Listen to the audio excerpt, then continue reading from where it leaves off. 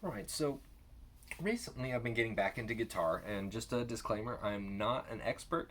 I've got some basic chords down. I can't play a lot of songs, uh, but I've been trying to learn the guitar for probably 10, 11 years now. And I started on this Luna Muse, is a 3/4 size travel guitar, and I got it after reading some reviews. I think it's really pretty.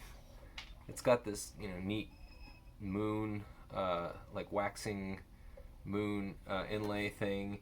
It's hard to see, but there's like a moon inside. I just think it's a pretty guitar.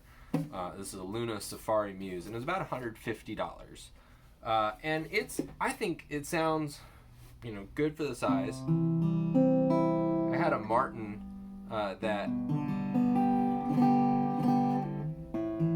and these strings are probably 10 years old, so.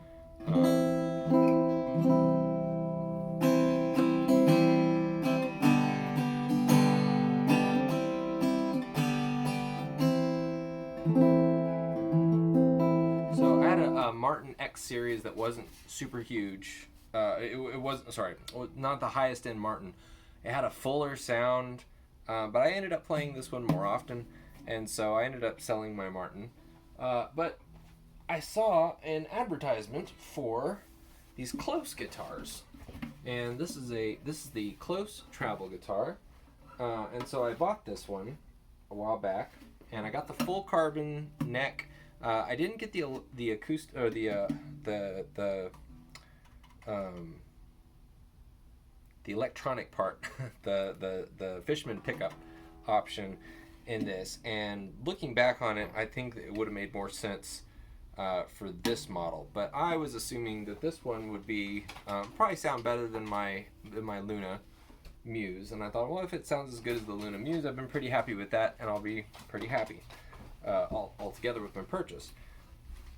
But it's pretty good. There's a C chord, just strumming. I don't use the pick a lot yet. Now the body on the Luna is a little bit bigger. The scale is a little shorter. I think the stretch on here is a little easier on my fingers. The Luna or the Klos Travel is supposed to be a full size guitar, full scale guitar.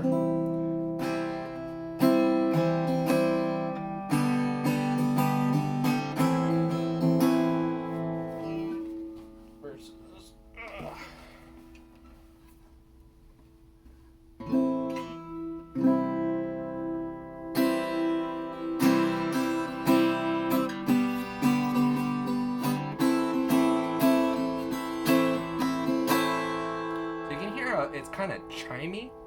It's got a sharper, just a brighter tone when it's strummed, especially if you're strumming it with your nails or a pick. It sounds okay like that.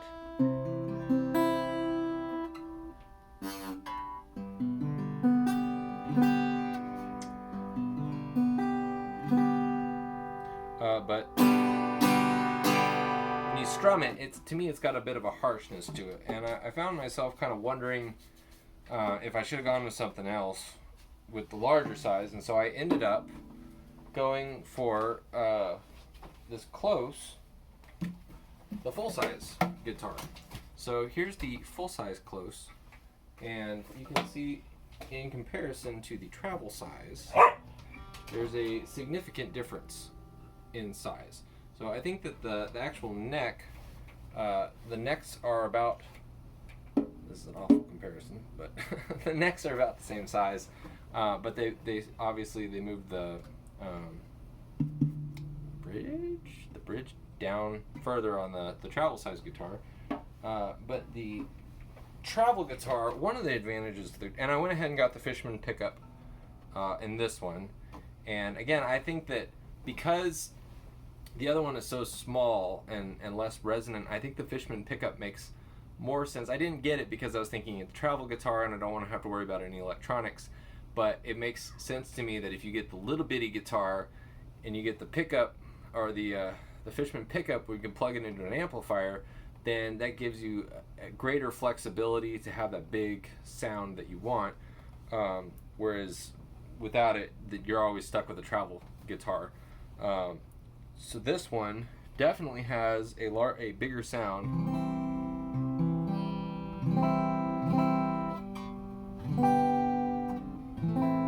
Now it still has a little bit of that kind of that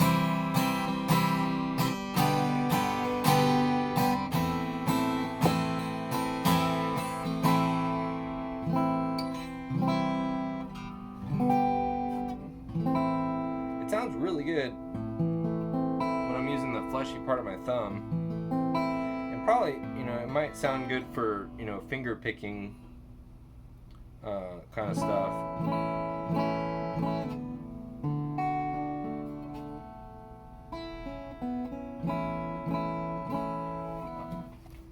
But it's still a little jangly, but I'm a lot happier with it. So this is,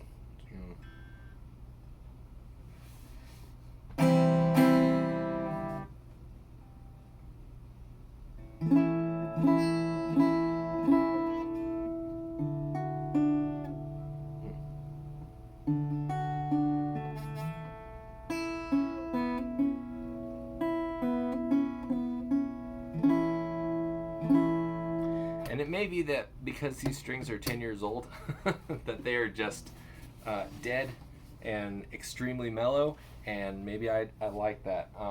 I think that the strings, when you first put them on the Klōs guitars, they're very, very jangly, and they kind of settle down and mellow out.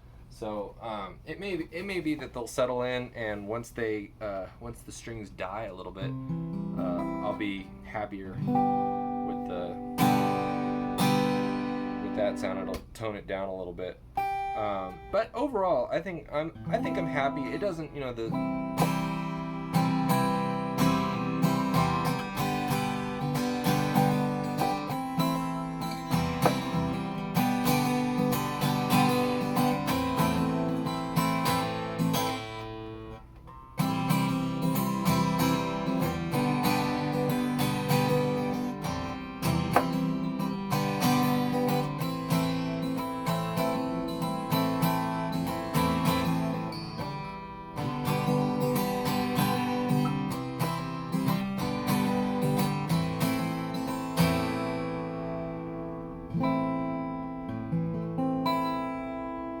even on my Martin, I think when I tried to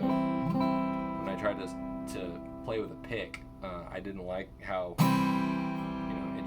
it changes the sound. It makes it a lot sharper and harsher, and so I have yet to really embrace using a pick because of that. So it may just be me, but overall, I'm happy, because one of my recurring themes in my life is that I'm not a fan of wood. And its tendency to crack and warp.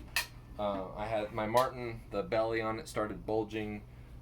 Even on the Luna, which is a composite, or whatever they use, like a plywood, whatever the cheap stuff, pretend wood, on there, it's hard to see, but even there's a little bit of a bulge, a little bit of an angle to the bridge on this one, just because it's been strung so long, I guess, and I didn't think I'd have to worry about that on this. So I am happy that on this carbon fiber, I am hopeful that I will never have to worry about dollies bulging, or soundboards cracking, or any of that stuff. And that's ultimately why I decided to go with the Klōs guitars, just because I really like the idea of a no fuss, and then the neck does come off on both of them, and which makes them a little bit more portable if you need to store them in an overhead bin on an airplane. Technically, I think this one is, the full size is a little larger than like Alaska Airlines, which is where we just flew on. I think their requirements were like 22 inches by 14 inches by 9 inches, and this one is like 21 inches by like 15 inches by 4 inches, I think. And then, you know, if you take the neck off and you have it on the side, that'll add a few extra inches there. But I still think it'd fit in the overhead compartment, and they do make an exception for instruments. So I don't think it would be an issue. But it's a little heavier, a little bit heavier than the travel guitar. But one of the things I do like about it is when I play the travel guitar, I have a tendency to strum like right at the neck, like a ukulele, which that's kind of what I came from. So that's one of the reasons I'm used to. But on this one, because of this extra, you know, the extra bulk here, I've noticed that my hand just naturally falls over the sound hole. And I've got long arms, so that may be another consideration, just for the sake of comfort, that it possibly, you know, that's something that you'd consider is like I said, for this one, if I put my hand in the same spot, see my fingers strum, you know, right here. So if I want to strum over the soundboard, I've got to, you know, crook my arm, or, you know, I have to do something different, or whatever. Anyway, so I hope that's helpful. I'm debating whether or not I want to sell the travel size guitar, because these are expensive, and I did not intend to buy multiple ones, but they announced a price increase, and so I went ahead and I was like, oh, I guess now's the time to buy the full size, while it's still almost cheap enough for me to do it. So now the price increase has gone in, and it's even more expensive than it was before. But yeah, if you're someone that really wants a bulletproof guitar, I think that's really what the travel guitar is best for. If you're traveling all the time, and like you absolutely need the size and the durability, like extreme weather conditions, and you know this thing's getting knocked around a lot, then the travel size one is definitely for you. But if you are able to, like, if you're just looking for a guitar that you don't have to worry about, but it's usually going to be stationary or at your home or something, then I think that the full size is probably more what you're looking for, if you can afford it. And that's a big question, because again, what you can get if you're willing to go for wood, there's some really nice guitars to be had for significantly less than what the Klos charges for these, and so that's kind of the I think you're getting into Martin territory, and I think I think they raised this up to like $2,200 or something. So anyway, the price is definitely a consideration, but for what I got this for, I think this will be a good guitar for me. So my acoustic guitar.